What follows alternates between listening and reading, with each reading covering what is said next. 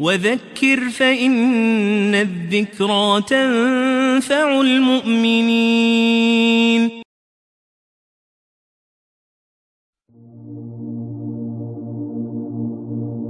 6 points pour la réalisation d'une bonne concentration durant la prière.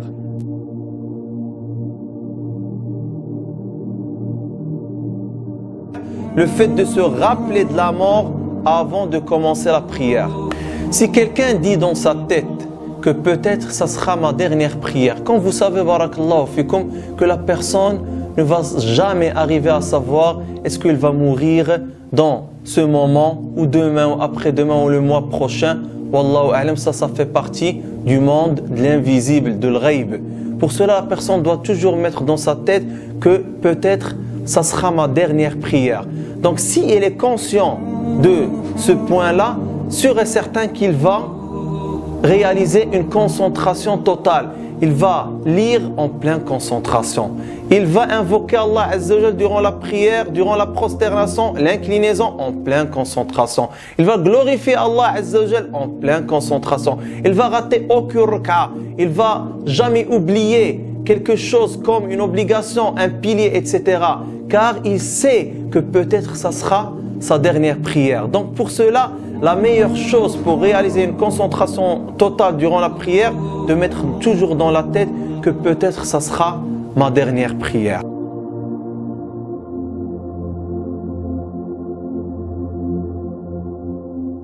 Il faut savoir, barakallahu fikum, que certes, lorsque la personne se lève pour la prière, pour accomplir la prière, Allah s'entretient avec lui. Le prophète alayhi salatu wassalam a dit, Allah a dit, j'ai divisé la prière entre moi et mon serviteur en 2 parties, et mon serviteur a ce qu'il demande. Ainsi, lorsque le serviteur dit Alhamdulillahi Rabbil Alamin, c'est-à-dire lorsqu'il est en train de lire Surat Al-Fatiha à l'ouverture, il dit Alhamdulillahi Rabbil Alamin, Allah dit mon serviteur m'a loué. Lorsqu'il dit Ar-Rahman Ar-Rahim, Allah dit mon serviteur m'a glorifié. Lorsqu'il dit Maliki Yawmiddin, Allah dit mon serviteur m'a honoré. Lorsqu'il dit Iyyaka na'budu wa iyyaka nasta'in, Allah dit ceci entre moi et mon serviteur a ce qu'il demande. Lorsqu'il dit Ihdina as-sirata al-mustaqim, sirata alladhina an'amta alayhim, ghayri al-maghdubi alayhim wa lad-dallin, Allah dit ceci est pour mon serviteur et mon serviteur a ce qu'il demande. Subhanallah al-azim, quel honneur, quelle fierté. Allah, le plus riche, le puissant, le fort, qui n'a pas besoin de nous, qui n'a pas besoin de nos invocations, de notre lecture du Coran, des sourates, etc. Malgré tout cela, lorsqu'on se lève pour prier et on commence à lire Surat Al-Fatiha, Allah Azza wa Jal nous répond à chaque verset lu de Surat Al-Fatiha. Pour cela, la personne doit être consciente de cet honneur, de cette fierté, de ce délice qu'Allah Azza wa Jal nous a donné.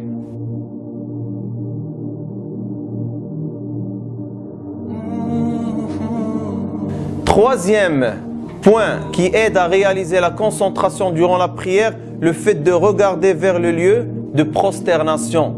La personne, barakallahu fikum, en regardant dans le lieu de prosternation, sûr et certain, il sera en pleine concentration durant la prière. Mais s'il commence à lever sa tête vers le ciel, à regarder gauche et à droite, sûr et certain qu'il va perdre la concentration durant la prière. Donc la meilleure chose à faire, toujours de garder la vue dans le lieu de la prosternation.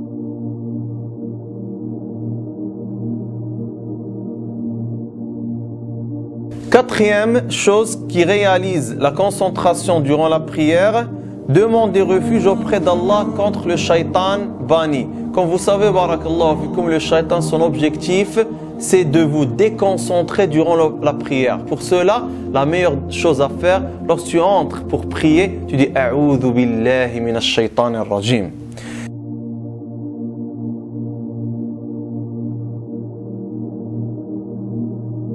Cinquième chose qui aide à réaliser la concentration durant la prière, se débarrasser de toute chose qui peut nous déranger et qui peut nous déconcentrer durant la prière.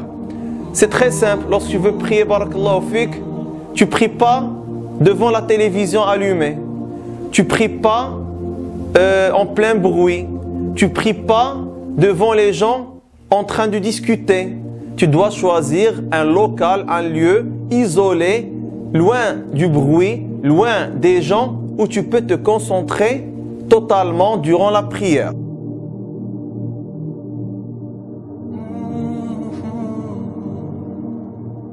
Sixième chose qui aide à réaliser la concentration durant la prière, il ne faut pas faire la prière quand on éprouve un besoin pressant d'aller aux toilettes.